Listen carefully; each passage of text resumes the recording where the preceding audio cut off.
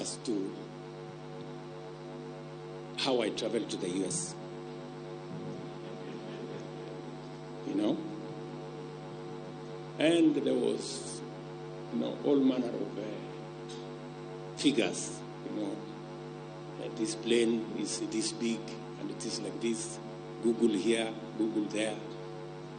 This one must have costed 200 million because the president needed to arrive in style in the US, holding Rachel's hand.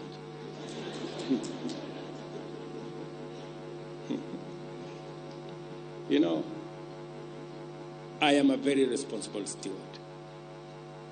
Believe you me. There is no way I can spend 200 million. There is no way. In fact, let me disclose here that it costed the Republic of Kenya less than 10 million. Because, let me tell you, I am not a madman. When I was told the cheapest plane was 70 million, I told my office, go book Kenya Airways. Yeah.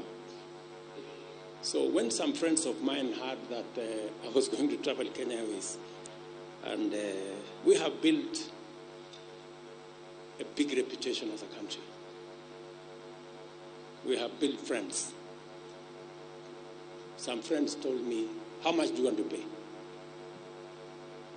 I said, I'm not ready to pay more than 20 million. They said, bring 10 million, we will give you the plane.